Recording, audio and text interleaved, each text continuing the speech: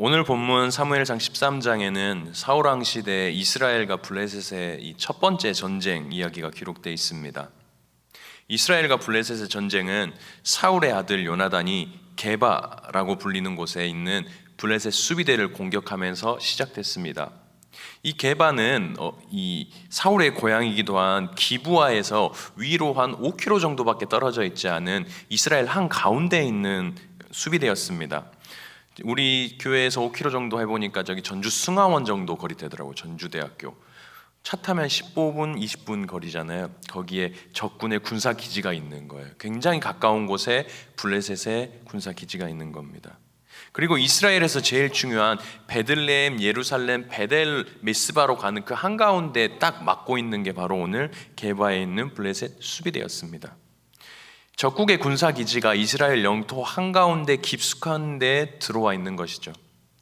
사울은 자신이 정비했던 3,000명의 상비군을 이 게바 북쪽 베델과 남쪽에 있는 기브아에서 수비대를 공격하기 위해서 군사를 정비했습니다. 그리고 요나단에 의해서 기지가 공격받자 이 블레셋은 이 사태를 그냥 가벼운 충돌로 여기지 않고 3만 명의 병거와 6천 명의 마병을 앞세워서 전면전을 선포합니다. 믹마스라는 곳에 진을 치고요, 차원이 다른 엄청난 군사력으로 이스라엘을 압박하기 시작합니다. 사울은 이스라엘 온 땅에 나팔을 불어서 앞에 그제 나눴던 암몬 때 전투 때처럼 전쟁에 나갈 군사들을 소집합니다. 그런데 이 전쟁에 임하는 이스라엘 백성들의 상태가 뭔가 건강하지가 않습니다. 엊그제 나눴던 암몬과의 전투와는 사뭇 다른 양상을 보입니다. 6절, 7절을 보니까 이렇게 되어 있습니다. 이스라엘 사람들이 위급함을 보고 절박하여 굴과 수풀과 바위 틈과 은밀한 곳과 웅덩이에 숨음에 7절 계속 보면 그를 따른 모든 백성은 떨더라 라고 되어 있습니다. 그리고 16절까지 보니까 사울 곁에 600명이 남아있다고 합니다. 우리 암몬과의 전쟁 11장 8절 보면 전쟁에 모인 사람 수가 몇 명이라 그랬었냐면요, 암몬과의 전쟁 때는 이스라엘 30만에 유다 3만입니다. 33만 대군이에요. 이스라엘 안에 전쟁에 나갈 수 있는 사람이 33만 대군이 있었단 말입니다. 그런데 지금 이 블레셋과의 전쟁에 남은 사람은 고작 600명이라는 겁니다. 마음이 완전히 꺾여버린 상태인 거예요. 호기롭게 이 사울의 나팔에 의해서 전쟁을 하려고 사람들이 모였다가 보니까 이 블레셋의 엄청난 군사력을 보니까 마음이 꺾여서 다 흩어지기 시작하는 겁니다. 사울은 마음이 급했어요. 백성들이 흩어지다 보니까 빨리 뭔가 전쟁을 시작을 하든지 무슨 수를 내야 되는데 사무엘이 자기가 올 때까지 7일을 길갈에서 기다리라고 했던 말이 생각이 납니다. 오늘 8절 보면 사울은 사무엘의 정한 기한대로 이레 동안 기다렸으나 라고 되어 있습니다. 사무엘이 사울에 오늘 기록되진 않았지만 이렇게 말했을 거예요. 섣불리 행동하지 말고 7일 후에 자기가 올 때까지 기다리라라고 사무엘이 사울에게 하나님의 말씀을 전했을 겁니다. 그런데 오늘 전쟁의 문제는 어디서 시작이 되냐면 7일이 지나도 사무엘이 오지 않는다는 데서 시작이 됩니다. 백성들의 이탈이 심해지고요, 결국 이 사울은 백성의 이탈을 막고 전쟁을 시작하기 위해서 번제를 드려버리는 일을 행합니다. 그리고 하필 번제를 드리고 나니까 그 타이밍에 사무엘이 등장합니다. 기다렸다는 듯이 등장을 하죠. 그리고 사무엘이 사울왕을 나무라는 내용이 오늘 성경에 기록되어 있습니다. 왕이 행하신 게 무엇이뇨라고 해요. 왕이 망령되이 행하였다라고 합니다. 그리고 왕의 나라가 곧 끝날 것이라고 저주합니다.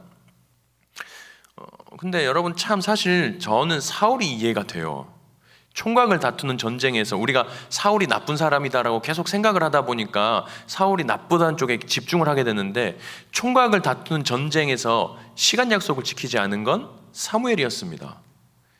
어떤 하나님의 이유가 있었던 더 이상 시간을 지체했다가는 현실적으로 봤을 때 싸워보지도 못하고 앉아서 죽게 될 상황이에요. 어때요? 사울왕이 나쁩니까? 사무엘이 나쁩니까? 전쟁 상황으로만 보면 사무엘이 나쁩니다. 전쟁 시작을 위해서 제사를 주관해야 될 제사장이 약속에 늦은 거예요. 일부러 그랬든 어쨌든 간에 팩트는 그렇습니다. 그런데 오늘 성경은 사울이 망령되게 행했다고 합니다. 사무엘이 아니고. 사울의 문제가 뭐였을까요? 제사장의 권리인 제사를 이 왕이 드려버린 월권 행위가 문제였을까요? 그것도 그럴 수 있습니다. 그러나 오늘 사울의 문제는 월권 행위나 전쟁에 이기고 지는 것에 방점이 찍힌 문제로 보면 오늘 사무엘상 13장을 제대로 이해할 수 없습니다.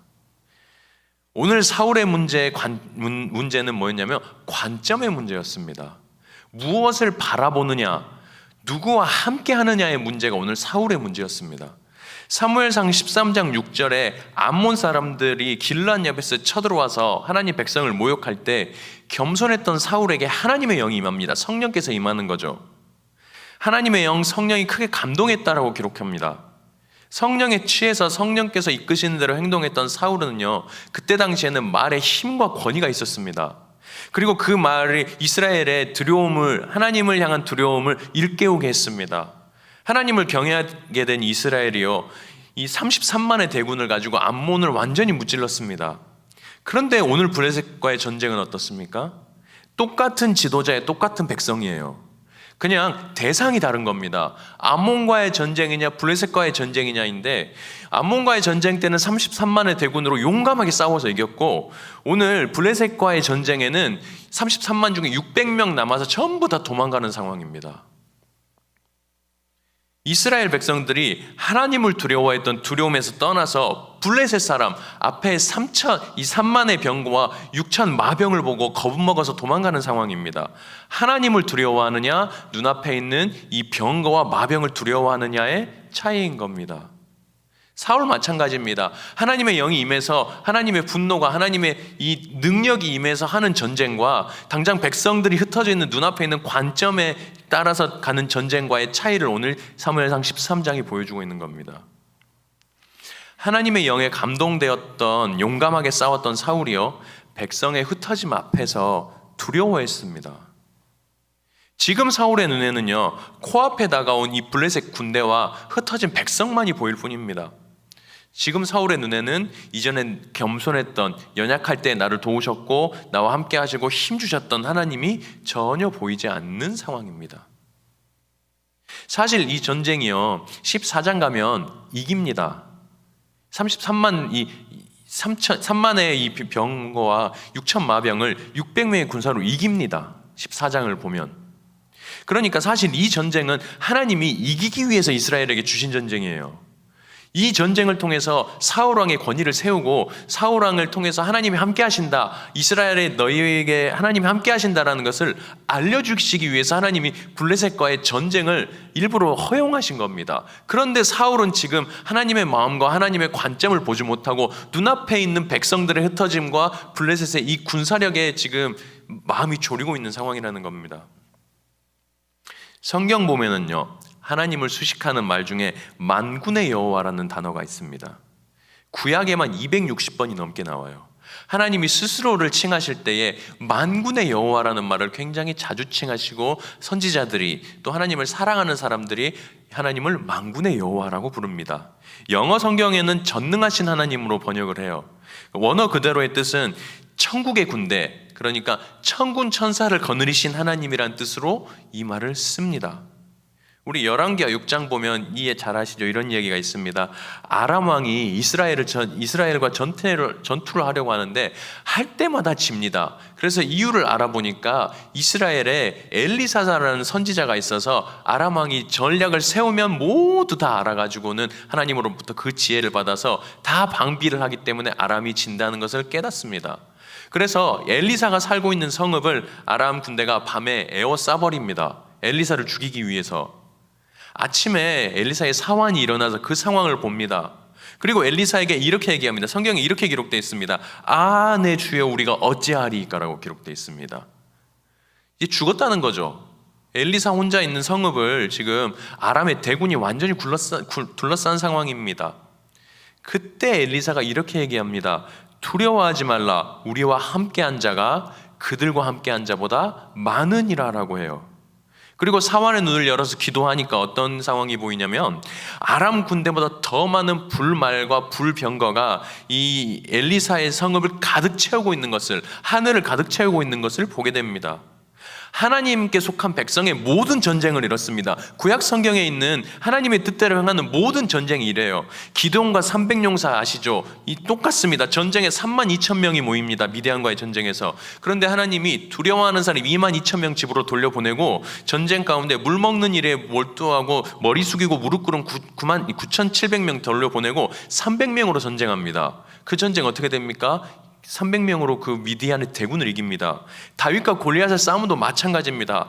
그 싸움이 안 되는 이 스펙 자체가 대놓을 수도 없는 그 둘의 전쟁에서 다윗이 골리앗에게 이렇게 말합니다. 너는 칼과 창과 단창으로 내게 나오거니와 나는 만군의 여호와의 이름, 네가 곧 모욕하는 이스라엘 군대에 하나님의 이름으로 내게 나아가노라라고 자신만만하게 선포합니다.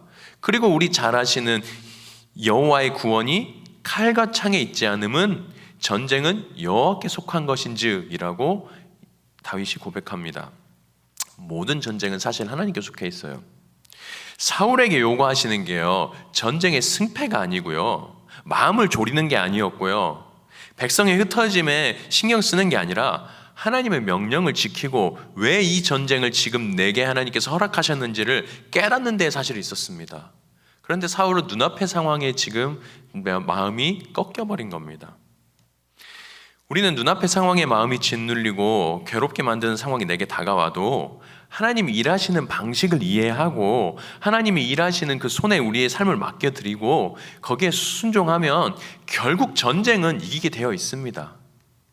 우리는요, 근데 저는요, 일이 잘 풀리지 않거나 답답한 일이 생기거나 또는 두려워하는 상황이 오면 거의 내 방식으로, 내가 하기 쉬운 방식으로 일을 처리해버리는 경우가 많아요. 이렇게 하면 되겠지. 이렇게 하면 빨리 이 일이 해결되겠구나. 일은 이렇게 하겠구나. 하나님한테 묻지 않아요. 그렇게 해도 됐기 때문이에요, 지금까지. 그런데 하나님이 정말 블레셋과의 전쟁 같은 절망적인 상황 앞에서도 내가 하기 쉬운 방식, 내가 이길 수 있는 방식으로 그 일을 처리해버리면 하나님이 일하시면 우리가 막아버리는 일이 될 수 있다는 거예요. 모든 전쟁은 하나님께 속해 있다고 다윗이 고백하고 성경이 말합니다. 그리고 오늘 본문을 통해서 반면교사의 모습으로 사울을 통해서 우리에게 말씀하십니다. 하나님이 구원이세요. 하나님의 자녀된 우리에게는 하나님 자체가 구원이십니다. 그분의 일하심에 때로 맡겨드릴 때가 필요합니다.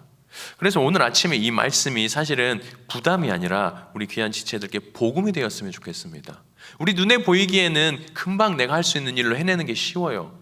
그러나 때로 하나님이 어려운 일 가운데, 답답한 일 가운데 나를 두셨을 때 그 일을 어떻게 내가 해결하는지 봐라라고 때로 우리를 그 자리에 몰아넣으실 때가 있습니다. 그럴 때에 우리가 불평하거나 두려워하거나 무서워하지 말고 하나님의 일하심을 기대하고 하나님의 역사하심 가운데에서 당당히 다윗처럼, 기드온처럼, 엘리사처럼 하나님의 뜻을 따라 사는 저희가 될 수 있기를 간절히 축원합니다. 그래서 하나님의 전능하심이 우리의 삶과 영혼에 깃들길 소망합니다.